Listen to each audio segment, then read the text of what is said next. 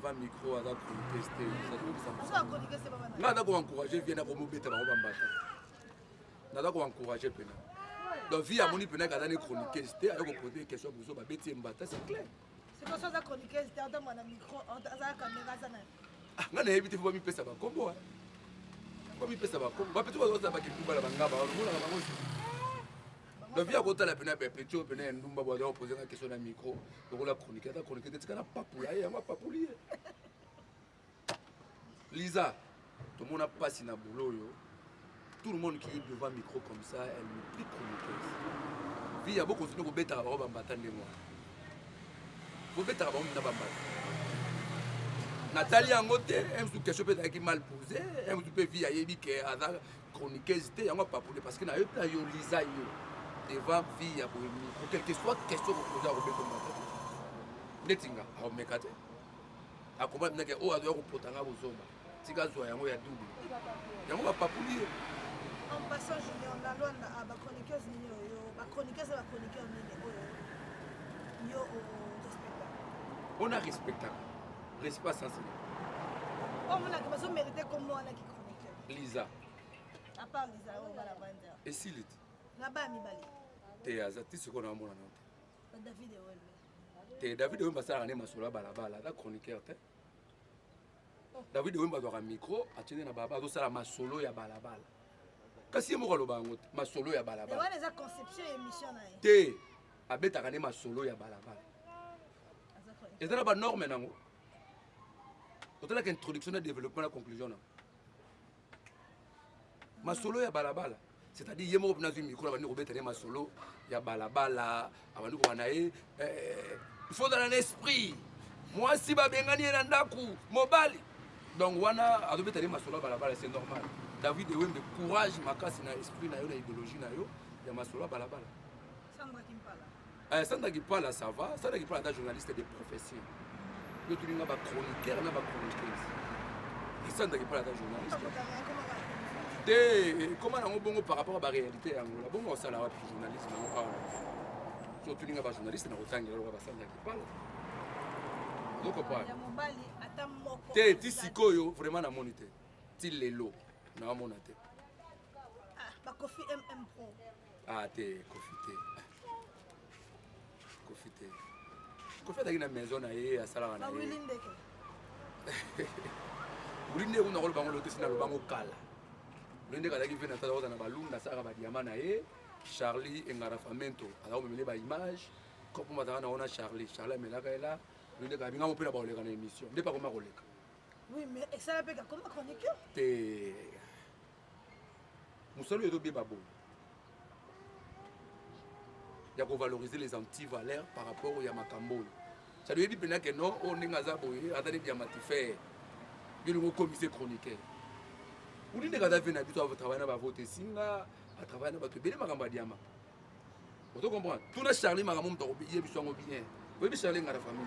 Vous avez bien. Vous avez bien.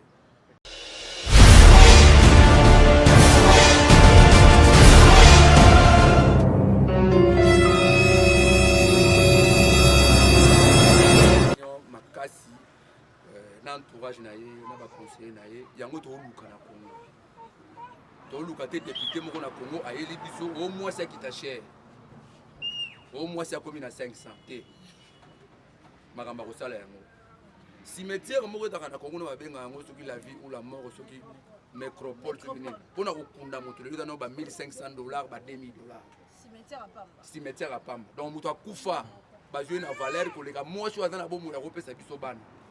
Député au lac na assemblée a discuté ma cimetière kita yé député a une moi c'est kita 500 yé député on a d'accord luka a kato voter les sous to voter innocent félicitations moi na 24 ans à tongi ba palais o ya ta député moko ba zuli kanisi nango te ko ba kaboela bato donc innocent 24 ans d'âge continuer bongo ba conseiller na yo félicitations.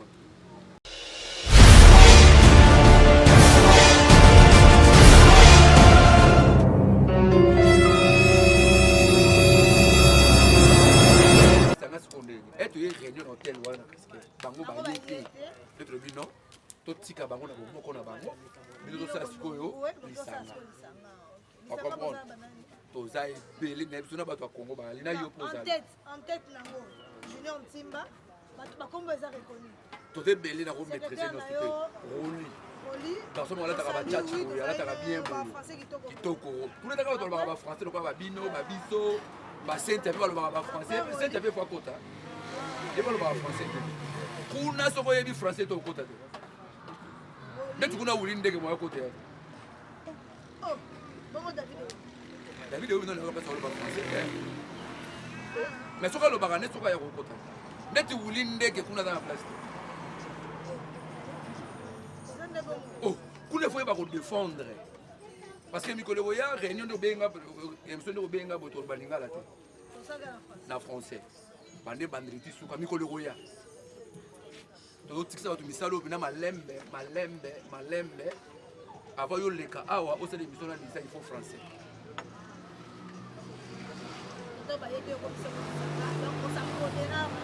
non na émission mandala ngesi.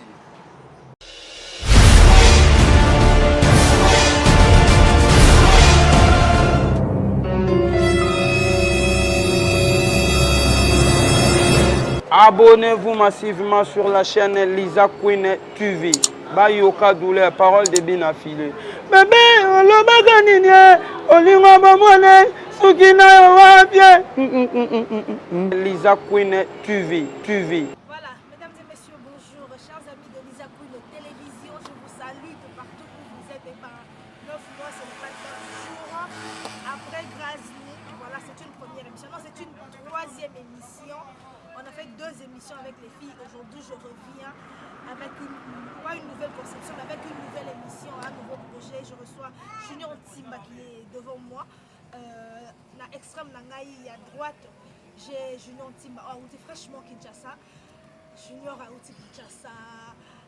Il saliba a outi Kinshasa, mais ayo salani les journalistes en Angola, association des journalistes. Junior Ntimba a ça l'actualité par rapport aux journalistes belé parce que a outi ça le loco moko oya honoré Miss Margot. A été ça hommage na Miss Margot. Miss Margot na Miss Margot na Chèque Marginal. Voilà. Et ça là qui polémique, beaucoup de gens paraît que Junior a dit que Miss Margot Chèque Marginal là ou on a Abanuka, Fiston Abanuka et que famille de Miss Margot Baboya qui a sali sa bango na Fiston Abanuka que son homme propose. Junior Ntimba a polémique contre la journaliste pour Junior Ntimba a coûté déjà association de Zalaka. Il y a le mot de la journaliste qui est là. Départ dans le corridor d'Angola. A combien qu'on travaille dans Samba Timpala en couleur et le roi Gaoué là on va Junior Ntimba la longo lisusu. Et tout ça l'actualité belé, on va parler de Karim Mokondi et d'Yvette Kalombo. Nous allons parler du boss Abédachour et de Chaka Congo. Boss Abédachour, Oyo, Batindela qui est papier, état de besoin, il y a 30 000 kwanza dans l'Iwa. Il y a 30 000 dollars dans l'Iwa. Mayala a balancé les missions dans l'Iwa et de Biso Mario, il y a Biso, acteur dans Biso, état de besoin, Chaka Congo Salaki, il y a 30 000 dollars pour Oyo déjà à Koufi. Nous allons encore parler de Via, l'artiste comédienne Via qui a giflé une chroniqueuse dans Matanga Wana Kakaya Mario. Nous allons parler de Mouyombe Gauche. Mouyombe Gauche, Oyo, Aérotala Mario, Kaka Malamoko de Maladi, voilà, 6 mois avant Mario Zalagi soutient la coupe naïe. Et bien, Lélo, Mouyombe Gauche, tant Mario Koufi Aïe. Est-ce qu'il y a des bétos, Aïe, normal. Nous allons parler de Innocent Baloumé. Qui ont des fingers qui n'ont Goma, Zikaki, des trucs comme ça. Voilà, moi, je suis mais Innocent, la question est moi, Goma. Il y a solo Goma, Tracé, à solo. Innocent, à Tongi, Banda. Bon, ils allaient vivement à féliciter la Goma. Et ben, en tout et pour tout, avec Junior Ntimba, cet après-midi, nous sommes reçus. Le cadre Oyo, Eza na Kassenda, chez Lisa Queen Télévision, au besoin de la mission, et si moi, tu n'as pas dit ce au besoin présent. Na biso na émission Junior Ntimba Bata. Trop tard déjà politique. Bonne nuit. Non, ça va, nous on est. Oui, na moni vino ça va, santé ça va et surtout que on va stocker bato mbongo makasi. Ouais, ceux qui quand on va nous critiquer que sur le banité. Let's pas que soit le banabo, na mine ba critique pour l'accepter que bani. Junior Ntimba PD. Junior Ntimba melaka bato mbongo. Junior Ntimba boye, mais ce qu'on veut l'accepter donc melaka mbongo, ça a raté. Parce que les journalistes sont dans le monde, on a été volé dans la ongana komela mbo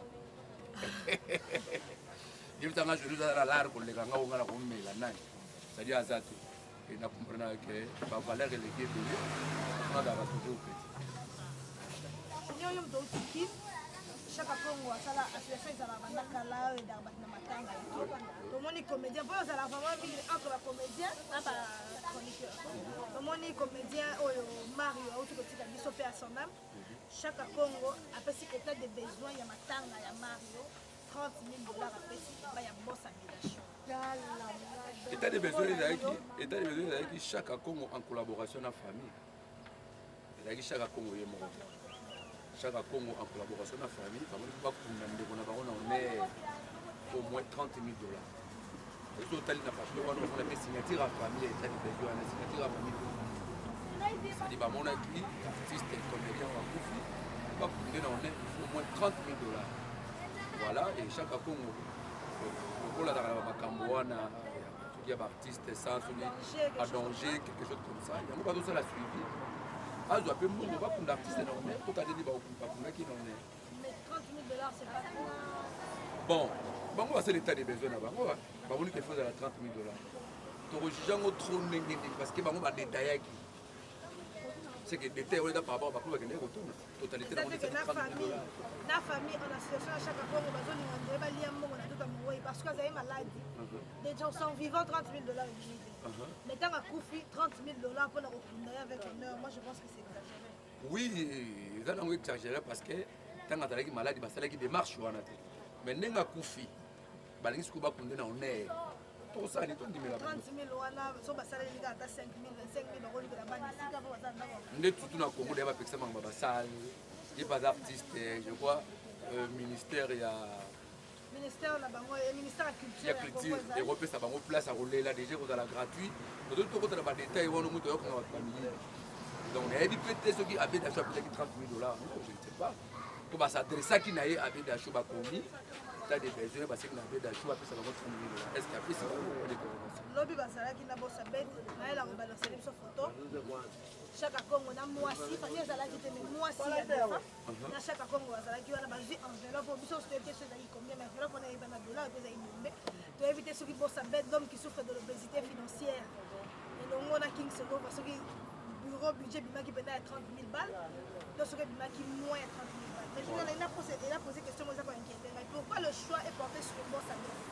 Alors que le Congo va ministre Bazali, Konti Bazali, ministère de la culture et Yango Moro de Jézali, tout ça, le Congo est belé. Pourquoi que Mario, il fallait pas sortir de besoin, là-bas, quand on a battu, on sortait comme ça sur le logo Moko, parce que quand on a fait ça, on est à boss. Quand on est à boss, les gens qui ont un mongo, ils sont différents, n'a pas eu c'est-à-dire boss à bête avec Kabak, ça a été bato nyonso ya mbongo na Congo bakabaka te bato ya mbongo na Congo baza ebele toyebi bakombo na bango mpe toyebi bango te mpo bakabaka te donc bosa bête aza kofacilité bato baza kokaba yango omoni famille na chaque Congo batali mpe bakoki kozwa facilité basadresse na ye yango omoni bazobalanse photo bapesi enveloppe ozo comprendre so ezalaki boso mosusu alinga kopesa c'est-à-dire facilité wana ya bosa bête eza topesa na facilité. Yango moni boss avec merci beaucoup déjà. Tu as mis qu'enveloppe on est beaucoup à 30 000 mais on a pris à 120 000 chaque Congo beaucoup keba. Chaque Congo beaucoup keba pena makasi. Donc vous tu pena ko mbongo pas boss avec et puis to yebi ndenga pesaka. Donc to lingi te mbongo ane luka trouble. To lingi et ça là pour ça là nango bokene ko zola. Donc pour nanga merci beaucoup na boss avec biso to peut na merci et puis continuer na mutema wana. Ba to ba be biso mutema te. Donc voilà. Voilà, bon, ça peut être d'hommes qui souffrent de l'obésité financière, bah, tu vas bien bisayo monter ma tête, continuer à monter ma tête. Pour ça, ma tête, vie à Queen Mother a giflé comme une chroniqueuse. Pourquoi la chroniqueuse est pour tout naïe dans ma tanga que comment les bandeli, il y a mon tasaro bela to moni binoté boye qui attend. Est-ce que vie à vous giflé se poser une question? Mais quoi la giflé? Est-ce que vie à vous giflé? Est-ce qu'on a plein de chroniquer ça seul? Mais déjà, nous sommes dans le micro, la caméra. Non, tout le monde nous a devant le micro à la chroniquer. Non, on a encouragé, viens à Romo Beta, on va battre. naza koencourage mpena donc vie amoni mpena kaza ne chroniqueuse te ayo kopose question biso babeti mbata c'est clair sikoso aza chroniqueuse te atambola na micro aza caméra aza na nga nayebi te fo bamipesa bakombo bamipesa bakombo bapeti bazoza bakekubala bangaba balongolaka bango donc vie akotala mpena bapeti oyo mpena ya ndumba bwaza kopose nga question na micro lokola chronique ata chronique te tika na papula ye yango apapuli ye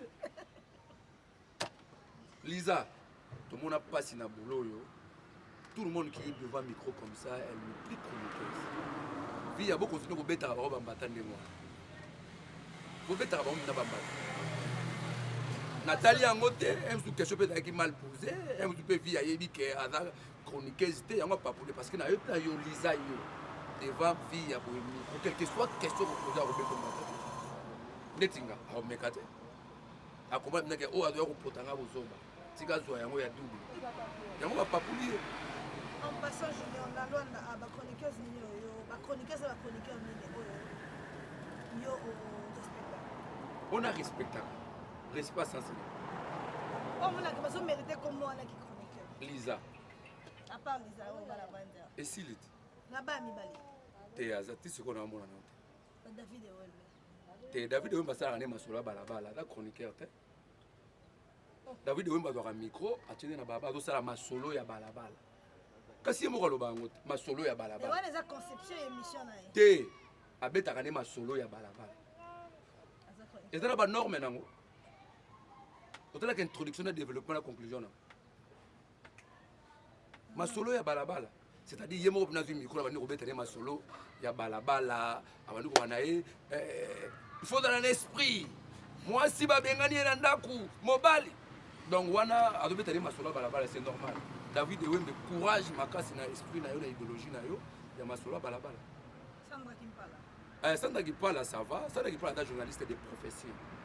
Yo tu nga ba chroniqueur na ba chroniqueuse. Et Sandra Kimpala est journaliste. Te comment na bongo par rapport à la réalité yango. Bongo ça la journaliste na so tu nga ba journaliste na otangi lo ba Sandra Kimpala. Donc pas. Ya mobali ata moko. Te tisikoyo vraiment na monité. Ti lelo. Non, mon até. Ah, Kofi MM Pro. Ah, t'es Kofi T. Kofi T. Kofi est dans la maison à Salara. Ah, Willindeke. Willindeke, on a le bango l'autre, c'est le bango Kala. Willindeke a venu dans la balloon, la Sarah Badiamana et Charlie et Ngarafamento. Alors, on met les images. Comme on a Charlie, Charlie mais là, Willindeke a bien un peu la balle dans l'émission. N'est pas comme un relais. Oui, mais ça n'a pas comme un chroniqueur. Moussalo est bien babo. Il y a valoriser les antivaleurs par rapport au Yamakambo. Ça lui dit que non, on est à Zaboye, à Tani Diamatifé. Il y a un commissaire chroniqueur. Vous dites que vous avez habitué à travailler dans votre singa, à travailler dans votre bien, Magamba Diama. Vous comprenez? Tout le Charlie Magamon doit oublier bien. Vous voyez Charlie dans la famille. Vous avez oublié bien. T'es na route été. Voilà, Fernand de la Ligue. Ngani no tokutana te. Oh. Je suis nanti mobile la Ligue te na mona été tokutana te. Na otala eta. Tune te ata moko te. Yo tune so ba yebinga. Ah, so ba yebinga merci beaucoup. Mais ngana yebi été na mona. Na espère bien. Ah ba plutôt dans na bango wana. Ba sitia ba nema et na mona bango na nzela na yo mbote mingi place ba. Na yebi bango pona. Te na bozo confirmer on va chroniquer. Te wana yo to linga okotaka na mamosi na otoloba. Pas nécessairement to ngana bina yebi bango te. Pas nécessairement to ngana bina yebi bango te na biteke bata ba chroniquer tété. Pona ngai. Pas musala na bango ndenge yotalela da. Ke ben émission mo beno na tala te. Na zone autant tala be émission na bango. Wana bina blague au point na zo ta wana. Voilà, je suis nanti mbabe. Junior Timba lobi batu mususu na zata ya émission na. Na otana autant kotala pona yeba soki baza penza. Non na zo ta. Là na zo ta. OK. Junior Timba innocent ba olume apesi banda atoni banda pona batu ya Goma ba sinistre ya Goma. Félicitations Petit wana. Dans 24 ans je crois lelo. En tout cas Petit lelo wasali salinga bien. Félicitations makasi na entourage na ye na ba conseiller na ye yango to luka na Congo. toluka te député moko na Congo ayeli biso au moins ça qui t'a cher au moins ça komi na 500 te makamba kosala yango cimetière moko etaka na Congo na babenga yango soki la vie ou la mort soki nécropole soki nini mpona kokunda moto lelo ezana ba $1,500 ba $2,000 cimetière à Pamba donc moto akufa bazwi na valeur koleka mwasi oyo aza na bomoi ya kopesa biso bana député oyo akende na assemblée adiscute makambo ya cimetière ekita ye député aye na koloba mwasi akita 500 ye député oyo naza koluka batya eka tovote lisusu tokovote ye te innocent félicitation mwana 24 ans atongi bapalin oyo ata député moko bazwi likanisi nango te po bakaboyela bato donc innocent 24 ans d'âge continue bongo baconseiller na yo félicitation voilà innocent balume ngambe na félicité 24 ans d'âge bato balobaki trop ivayenga ndako na bango na gomezikaki patati patatame acte osali eza vraiment lovable ndenge balobaka na français toza na buzz mo ezoleka na internet junior ntima Karine Mokonzi na Yvette bazali ba meilleur ami banda bomwana toyebi bango mais suite kaka mpona Karine Yvette akendaki mariage ya Grace Temo oyo azala conflit na Karine asepeli tatindi na bafinga ye Yvette mpe azorépondre donc mofinga na makambo eza personnel comment yo ozojuge déjà Karine Mokonzi nga nayebaka vi na ye kosuka Karine Mokonzi ndenge aza wana déjà aza impoli de naissance Karine Mokonzi aza mal élevé nazoba bien mal élevé mal éduqué kozala moi bien mais elle est mal élevée donc ngani naza tona lobeta matola Karine Mokonzi na bana kofinga ye kaka tina suka en tout cas banda carrière na ye ti lelo azokende kosuka kofinga moninga po moninga ke mariage Karine Mokonzi aza na eloko acontribue te na vie normale boye ya bachroniqueur ya bajournaliste donc abanda mabe ti azosuka mabe kofinga bamama kalunga kofinga bato tout donc Karine Mokonzi na monde ya média ado mérité respecté adali chemin moko à suivre te pour moi Karine Mokonzi aza chemin moko à suivre Karine Mokonzi tozoye c'est normal nga na koma to Karine Mokonzi afini moto eza normal c'est leur vie donc vie na eza kofinga po batyaeka donc na kosenga yo benga tozo émission eza yo likamba Karine Mokonzi vena tiango parenthèse to sotango po tolobaka makambo moto a changé non changer te yo bato ono bapesa Karine Mokonzi conseil na mwasi plus mobile apesa Karine Mokonzi conseil ayoka te ayoka nde biso kutu ndenge azotala boye akofinga mpe biso susu nalingaki trop Karine Mokonzi me nayebi te soki ezalaka nini nayebi te soki ezalaka te omoni bamakambo oyo tosalaka etikalaka bakambo tu tozosala otomona etikali bano bakokola ye baotala yango baotuna mama ça c'est quoi ayebi comprendre quelque chose yo vino ezalaka ya kofinga ti wa Karine Mokonzi azokola mpe azokoma mokolo to mudar to changer caractère to pesaka bato eloko ya bien to pesaka bato eloko ya bien c'est important Karine Mokonzi rakide na Fali Karine Mokonzi rakide na Seleo Karine Mokonzi na tout le monde c'est pas bien donc pour nanga nango makambo Karine Mokonzi mingi te donc nasengi to tokosukisa ngo wana Junior Timba Robert olobani na Karine Mokonzi Junior en parlant de Karine Mokonzi est-ce que tu trouves que amitié na comment ça na amitié mo na chroniqueur moko to journaliste ebele ba journaliste ebele ya kosakana ba ba bimili ona ba internet te ya ba TV na news studio yebi ya ba TV wana bato nanga na ndenge osakana mais ba o ba sa ba bimili te ya ba internet est-ce que obanga te kozala na camarade na moko lobe mona ke afingi yo et puis na télévision de to mona bona kin basala wa déjà nga il faut finga ngati ngati na yebani bo bokwatwa koramani baofinge kofiolo miligram opao na mona ndre amitié na bango za appela sincère synonyme akoyebana lisa il faut bafingo ndeti yo pe bato boni bafinga soki nano yebani te na vie baofingo soki nano yebani te na vie baofingo te place namona abinaka na succès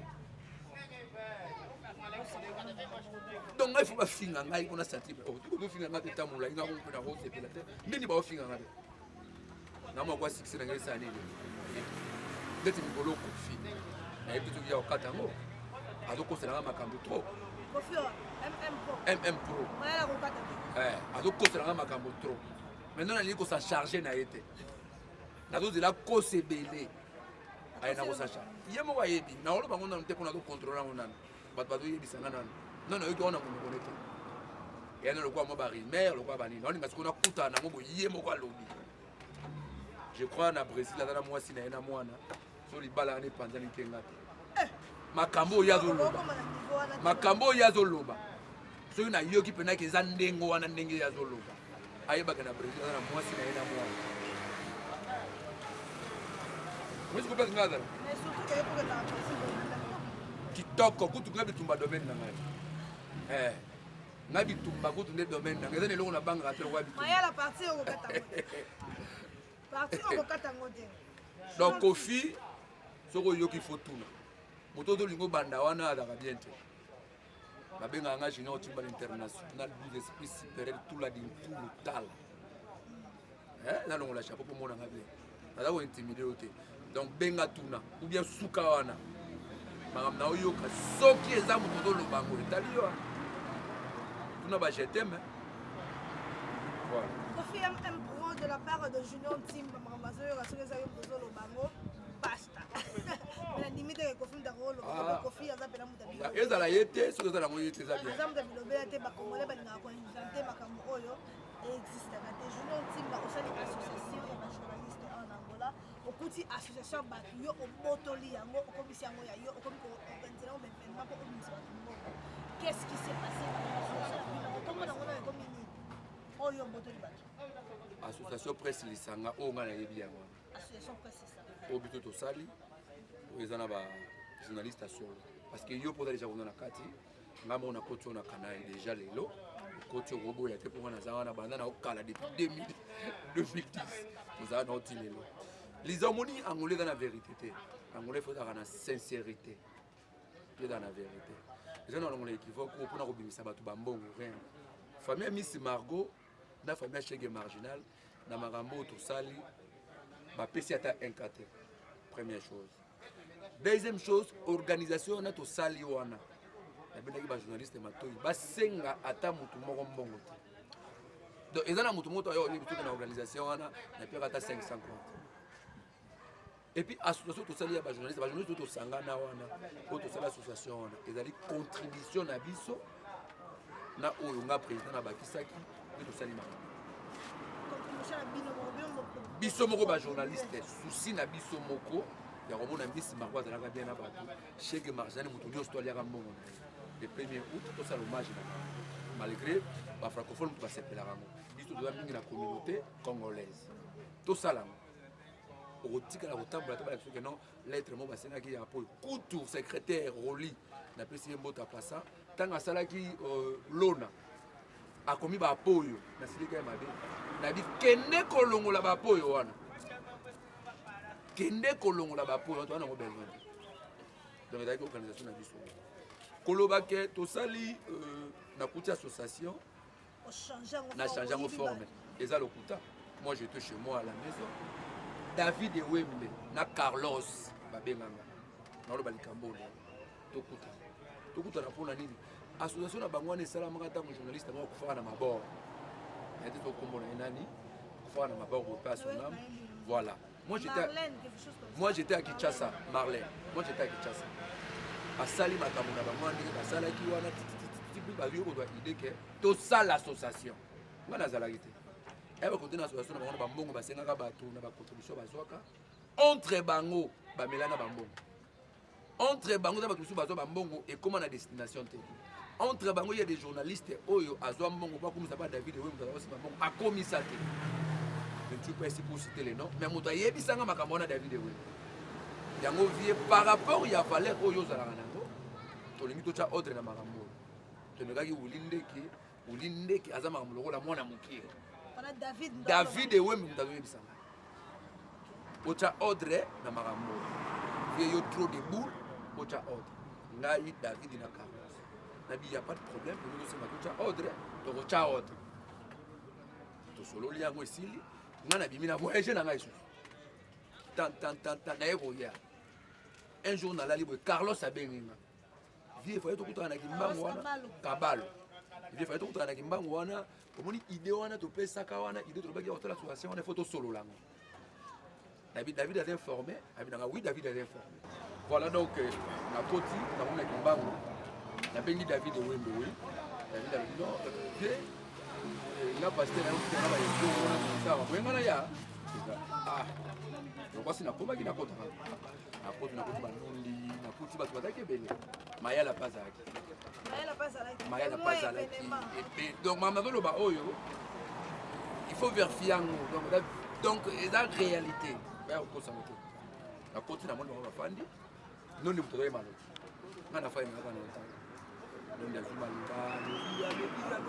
la lobby. L'idée d'aki apprécier.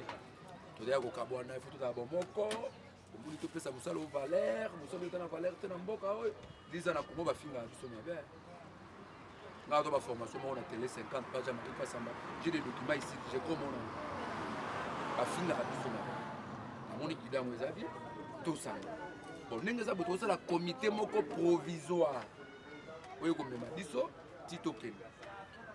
To continuer na combo non ndenge za boye to continuer na même combo oyo basala kata Marlène akufaka combo ezala ni et dans la soki na bosa na combo bon moko biloko mo ndenge wana presque bon moko voilà to continuer kaka na combo wana il y a pas de problème pas élection na loba et le côté na réunion photo dans la président tout dans la secrétaire, tout dans la chargé des activités.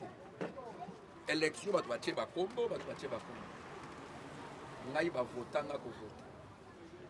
Na tinda moto. Ota combo te me va voter. Na cha combo. Non, nga na cha combo te je crois. Na cha combo te. Parmi autres d'ailleurs qui ont trouvé non moto dans la président a ou là général chine. Parmi singa président, parmi ici rôle secrétaire, na tie non chargé des activités. 3 postes provisoires pour 3 mois. Dès que nous avons un poste en haut, et c'est là qui déjà. On doit comprendre, pour 3 mois. Dès que pays, dans 3 mois, on a 3 mois, il faut que ça quand même, et l'autre beaucoup, il faut que ça presse Lisanga. Merci beaucoup. Presse Lisanga. Au junior avec le président il y a 3 mois, a sali quand même quelque chose. Et quand on met en août, le premier,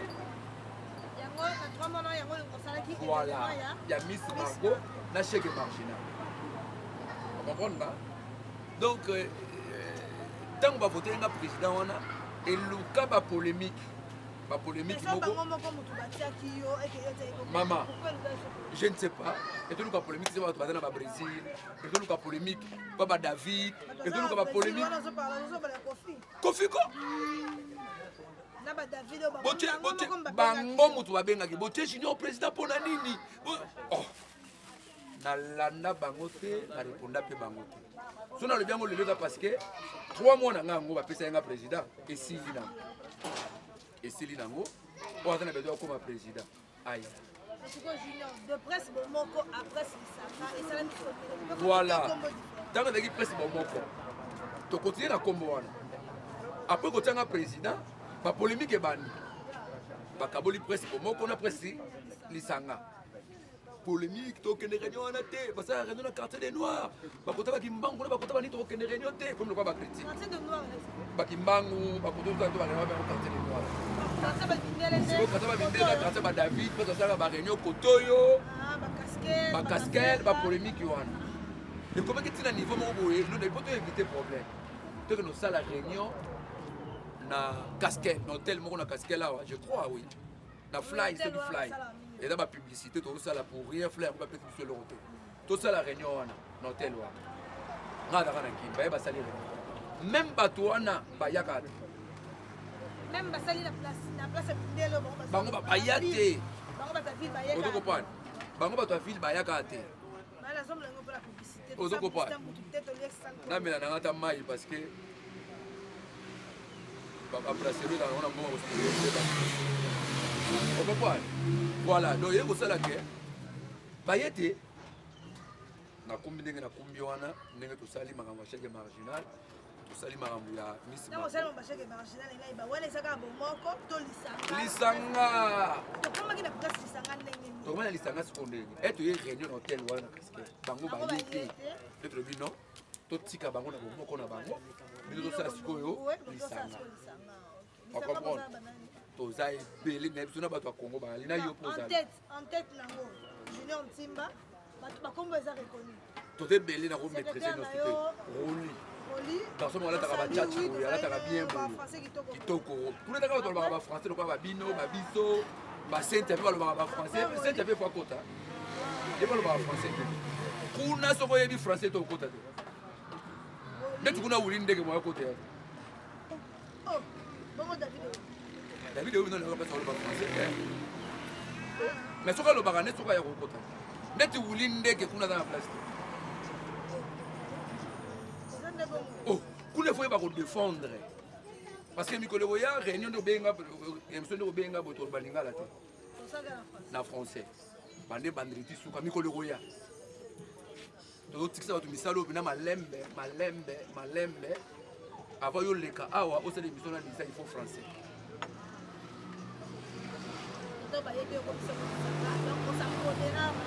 non na émission mandala ngesi na bomoko mandala ngesi mais lisanga lokwa yo na bomoko na tika okota réunion bomoko te na lisanga ndina da président Mandesi vote est lundi le 30 je crois boya élection ko sala makutu vote on a mis ba ngai Mandesi na déposer bango nso ba limite babi président boyo to ko zoe wa non nga kutu na lobate maya la zalaka élection le 30 bisonga les hommes bakamba TV oyo bakosaka te soko yebo non mais ça permet de élection le 30 toza boya ngai makambo na banga ngote makambo soko yebi oyebi soko yebi te ko reverser soko na mandat na nga 3 mois na mandat na nga ya 3 mois déjà na zui avocat moko papa Alain na opesa mbote place azali azosalisa biso mikanda ya presse tozokoma légaliser grand frère Miss Margot avocat bien qualifié il est professeur université apesaka cours na wish afiaka droit koyo yebisanga eto tozwa mikanda wana boye tozwi yango na mameti nga na zwi yango na maboko soki manda nange continue nayebi te totana tozwa mikanda wana nakana voilà azozwa mikanda soki azwi mikanda totana mambo asala na mikanda wana nous sommes arrivés à la fin de l'émission. Junior Ntimba alobi makambo eza koconcerner ye et puis dans le bien bande bandeliti suka ça me concerne sauf que depuis dans le bien bande bandeliti suka na fingi te est-ce que na fingi voilà dans droit de réponse on a le droit ya répondre après Junior Ntimba on a ya David Wembe on a ya Maulinde Keroli et tout ba teso bazalaki na presse on a siko relation na yena ba presse bongo lorsque la relation te ba David Wembe ba petit na ngai ba Carlos ba petit na ngai David Wembe ba cameraman na biso yo yebi on a petit na ko kabona ete ba cameraman na biso na filmer biso ne mayela to filmer biso na problème na yete ata mon côté mais problème est dans tout la sincère tout ça la hypocrisie te le solo to banango David Wembe ngai na Carlos idée oyo to continuer na kuti lelo elle va se le quoi va se retirer et ça hypocrisie on doit comprendre ba yebi makambo na bolo ko bengisa bango vérifier information oyo to kutana ndako David Wembe ayebi on doit comprendre donc hypocrisie. Voilà, zéro hypocrisie. Junior Ntimba va départ dans le corridor d'Angola. Vous avez posté photo de moi à la télévision, vous travaillez en couleur. Dans un moment, il y a chroniqueuse, je salue mes camarades d'Angaï. Vous avez travaillé dans Sandra Impala. Qu'est-ce qui s'est passé? Vous avez suscité? On a travaillé dans le tiré. Non. Couleur, où tu vas enregistrer l'émission, on a tout nié personne sur Facebook. À lobby, tout le monde a privé, tout le monde a salle à Junior Ntimba. En couleur, en couleur, Adagi travaille définitivement. Il pose au sein de corridor. Oui, mais corridor est là couloir. motu toaleka na ye yaka na osala émission soki omoni ekoki okei non omoni mosala oyo liza yo oyebi yango bienga mpe nayebi yango rôle ya journaliste eza ya kokende koluka information. Moi j'étais à Kinshasa natiki émission pas Sandra qui parle tout na Sandra qui parle aggravé combien d'émissions. Moi j'étais à Kinshasa demanda à Sandra qui parle moment où je suis à Kinshasa TV atikeli minongo na maboko tu as gravé combien d'émissions. Allô Junior naona nanga be invité te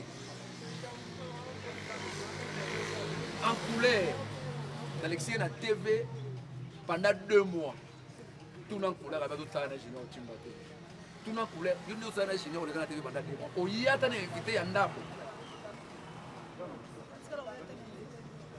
mais lisanga na travailler na yo oka Junior na kesa l'émission na Fabrikas Junior na kesa eza likambo ya koyeba ya kobota pe courage sauf que nanda ko invité oyo na palente ya koyeba yaka cette créativité là ba couleur batana on cette créativité là ba Sandra qui parle batana on ya on a vu Sandra ta journaliste de profession Sandra qui parle d'année to kobi ba information c'est qu'il y a un téléjournal banda ko tanga pia tanga makambo to sala oyo Sandra qui parle que Junior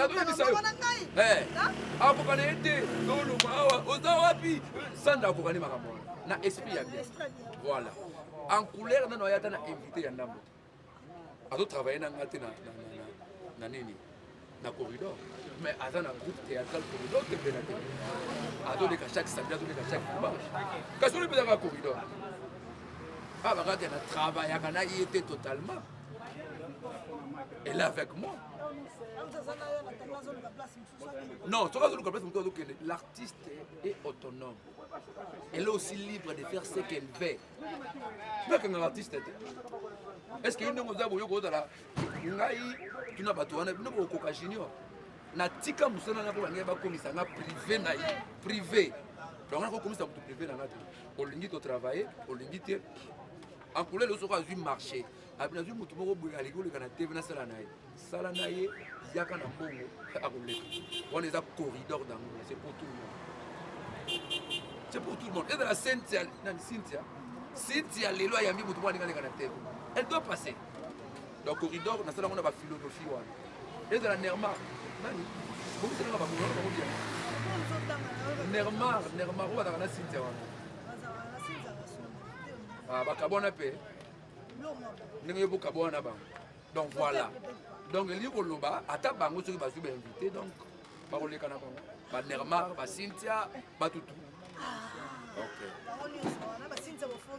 bango wana corridor d'ango moto pourtant comme Nermar te c'est que on est na rando nazo reconnaître des motos zolo Nermar na kuta chez yo na sapo bana ngo ba lekaki tellement belé musu na bossa voilà Nermar mbote belé pas toza na créma que Lisa to kontanga ko mona bana ngo ba lekaki omoni quand même nga na tangi on lekaki tellement belé que mami eza normal a bossa na mba kente ko mo eza mami yo pe pour la ya mami exactement mami a bossa na quelque part mais Suzy Morissette petit sanga mo parler la personne de Nermar que c'est on a Suzy Morissette on a Nermar te de wana ga zo ba ko Suzy Morissette oh azala ya lobby petit sanga parler vraiment Nermar to yano awa samedi la peso pe ba mbote trop il suffit ko benga parce que comme on a na beto ko invité ingénieur nto ko pesa ba bor moko ba bengango comment ma sawa ba bengango whisky cola donc comme la sous émission la biso mesdames et messieurs voilà. Malheureusement Junior Timba azo kende ba place c'est la quitter